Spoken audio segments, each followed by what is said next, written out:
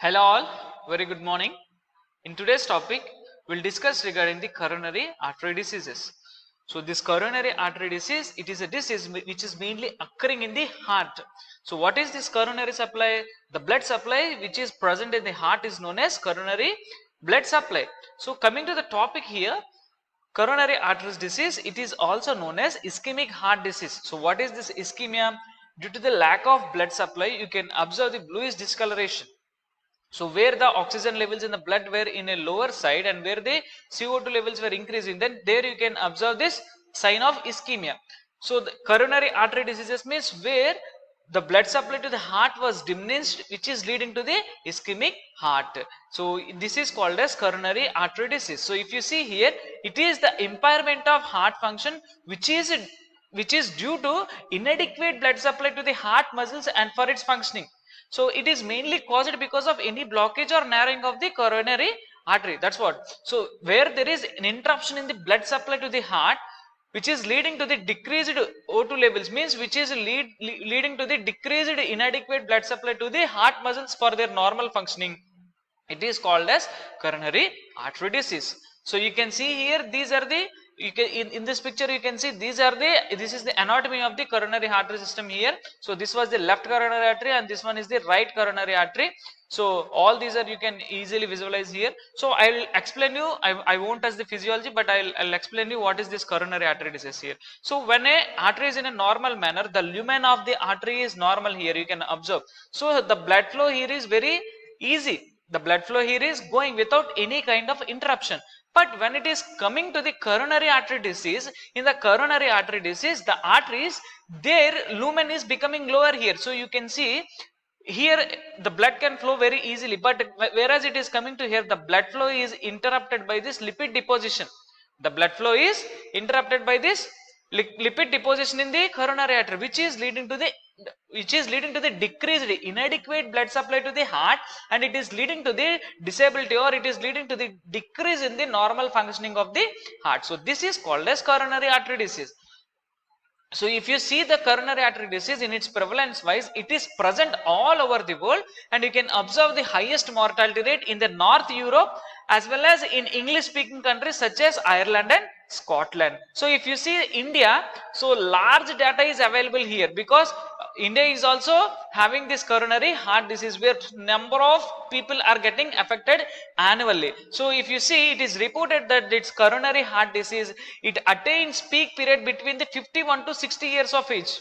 So if you see the coronary artery disease, it is not like any other diseases. So it won't show its signs and symptoms in a sudden manner. It won't come in an acute manner. So it will come in an acute manner, but whenever it is showing symptoms, it will take several years to develop. So the incubation period of this coronary artery disease is way more compared to the other diseases. So here at the age of 51 to 60, you can observe the coronary heart diseases.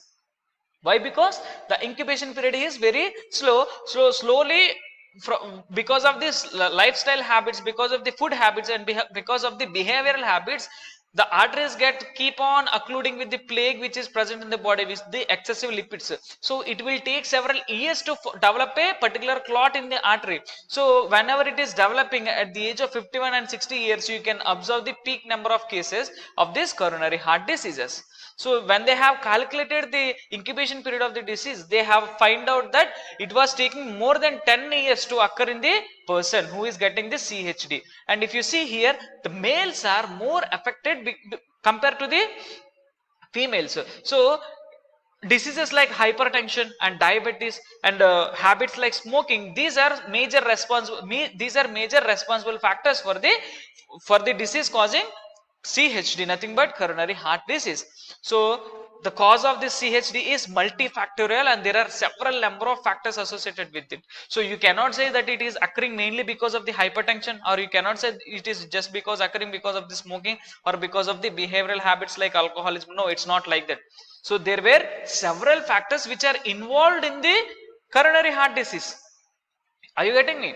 So there were several factors. You cannot say that it came from a particular person, or it came from a particular thing because of this particular habit or because of this particular organism that disease has occurred. You cannot say. So it is having several factors here. So there were different types of risk factors which were present, and there are high risk category in developing. They are having different types of high risk categories in developing these coronary heart diseases. So if you see, there are modifiable risk factors and there are non-modifiable risk factors here.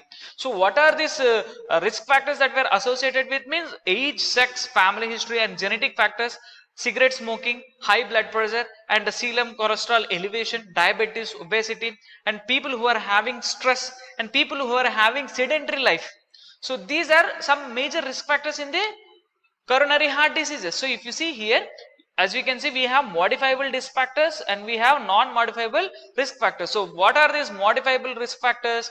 Changes in the behavioral habits, changes in the food habits to control the diabetes mellitus, controlling the hypertension and decreasing the sedentary habits and increasing the physical activity and physical exercise and going for decreasing the obesity conditions. These are some modifiable factors where we can reduce the risk for the coronary heart diseases.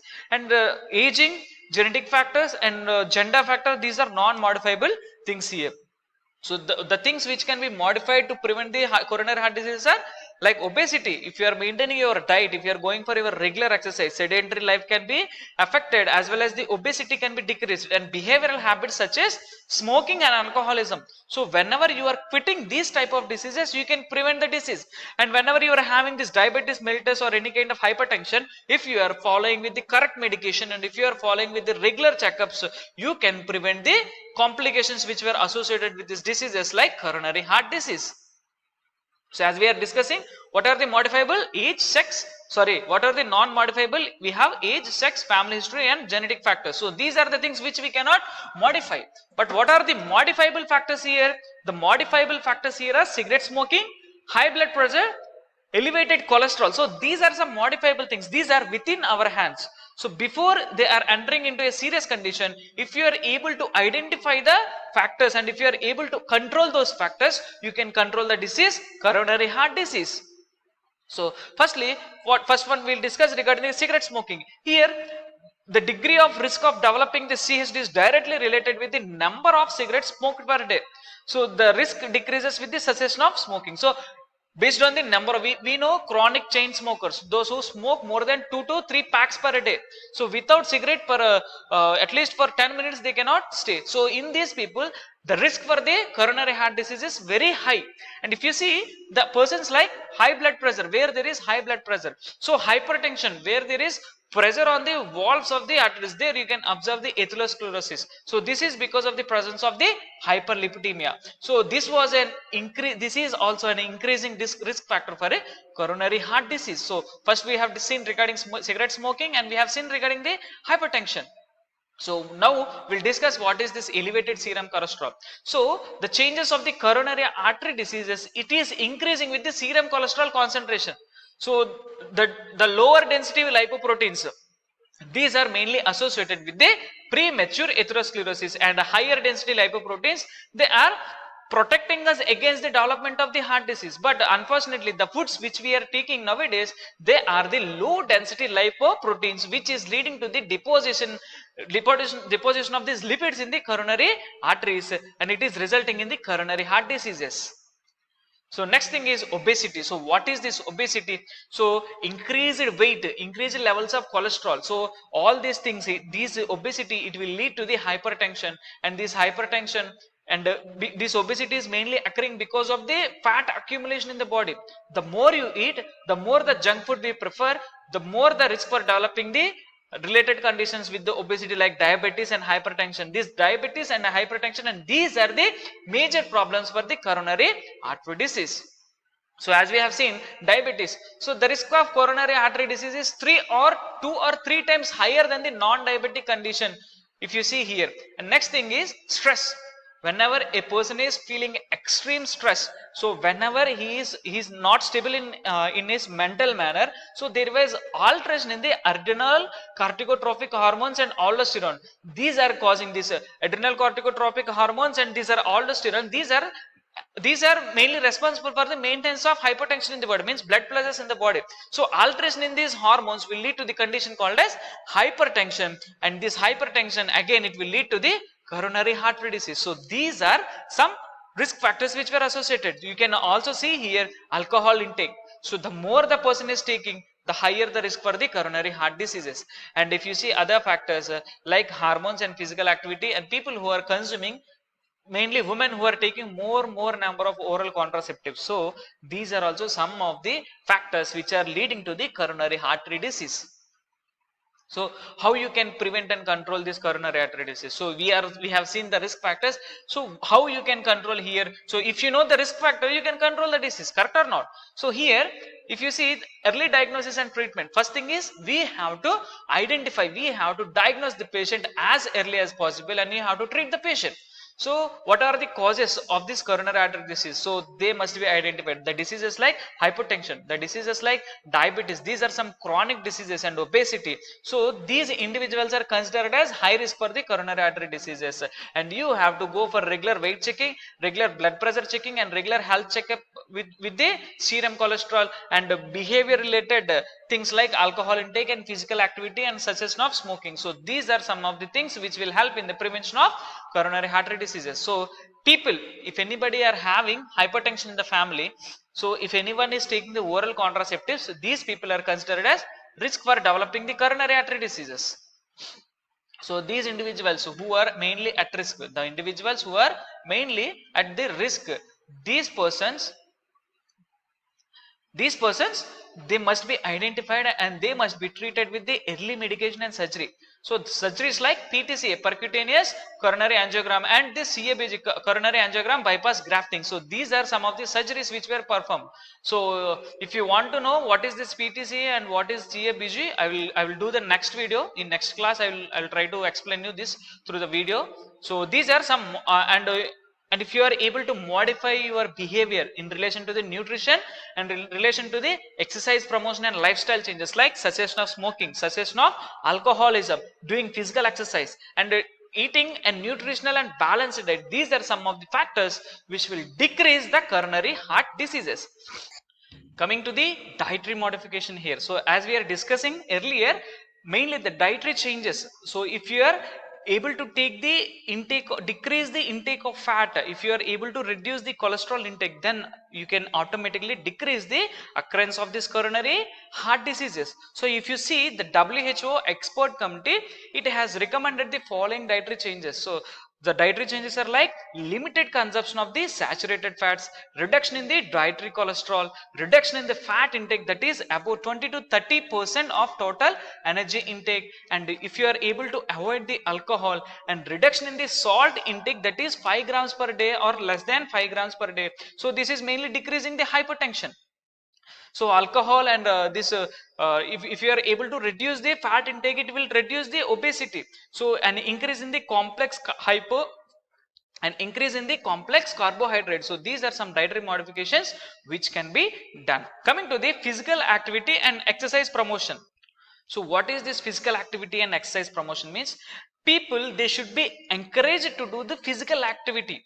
So if they are able to do the physical activity, the food they are taking, it is not coming and accumulating in the body. So the energy which they are taking in is getting absorbed by the body, and the fats are consumed, so that the heart diseases can be stopped. So whenever a person is doing a proper physical activity, the circulation will be increased, the functioning of the cell increases, and if you see, whenever the circulation has increased and whenever there is proper functioning of the cells and whenever the body is kept to a particular functioning, then you can decrease the chances of the coronary heart diseases. So they are promoting the physical activity and exercise promotion.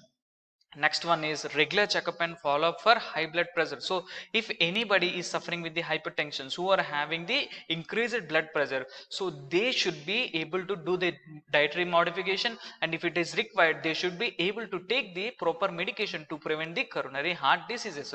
And if you see here, whenever you are able to decrease the blood pressure, that is about 2 or 3 mm of Hg, it increases it means it decreases the high risk for the coronary heart diseases, not only coronary heart diseases but all on the other cardiovascular problems. So whenever there is decrease in the blood pressure in the body like 2 to 3 mmHg, if you are going for higher rates, if you are in a pre-hypertension or if you are in a hypertensive stage 1 stage, or if you are going to the stage 2 stage, so whenever you are following proper precautions, whenever you are taking your medications correctly, you can decrease the risk. So if you want to maintain the blood pressure, if you want to maintain the hypertension in the body, so we need some multifactorial approach. So what are the multifactorial approaches that were used to reduce the blood pressure? Means here we are mainly reducing the salt intake, we are reducing the weight, and we are increasing the regular physical activity. So these are some of the multifactorial approaches which were used in the controlling of blood pressure. Next thing is health education. So all the general public, they must be taught regarding the risk factors which were associated with the coronary heart diseases. So whenever they are having an awareness, the people will follow little precautions and these diseases can be prevented. So the public should be made aware about the preventive aspects as well as how to control the occurrence of the CHD, nothing but coronary heart disease. If you are able to say them the risk factors, if you are able to say them the factors which can prevent the coronary heart disease, then you can decrease the prevalence rate in the coronary heart diseases. So if you are, according to WHO, these are the strategies which were recommended to prevent the coronary heart diseases. The first thing is population strategy, next thing is high risk strategy, and second thing is secondary strategy. So what is this population strategy? Means it is mainly focusing on the population. So it is mainly giving as a mass approach. So and who are having the risk factor for developing the coronary heart disease or any kind of heart diseases, they are mainly focusing on those populations. So according in a mass manner, means large number of group. So a big group is gathered together and they are mainly educating those people. So they are mainly including in the alteration in the lifestyle which is associated with the coronary heart diseases. So these are the strategies which were recommended. So we have specific intervention and we have primordial intervention. In specific intervention, we have mainly dietary changes. They are focusing on the dietary changes, they are focusing on the smoking habits, means they are making the public areas smoke free areas, and they are mainly prohibiting the smoking, and blood pressure maintenance can be done, and regular physical activity. So these are some factors which are involved in this specific intervention. And coming to the primordial prevention, here it is involving to preserve the eating pattern and lifestyle which is associated with the low levels of coronary heart diseases. So it is including measures that has to be adopted to prevent the emergence and the spread of coronary heart disease, and risk factors and lifestyles that have not yet appeared. So this is the primordial prevention. So next thing is high risk strategy. So people who are having alcohol habit, people who smoke, people who are having the diabetes, people who are having the obesity, and people who take the oral contraceptives, these people are identified and they have treated accordingly. And what is the secondary prevention? In the secondary prevention, mainly when the disease has occurred, mainly they are focusing on the prevention of reoccurrence of the progression of coronary heart diseases. So if you are taking proper medication, you can go with the secondary prevention, and sometimes there is a definite need for the surgery, and if the surgery is advised, you have to go for the surgery. So this is regarding the coronary heart diseases and its prevention in the community. Thank you so much for watching. If you like the content, please like, share and subscribe the channel. Refer to your friends also. If you have any queries, you can drop them in the comment box or even contact me with my WhatsApp and email. Thank you. Thanks for watching.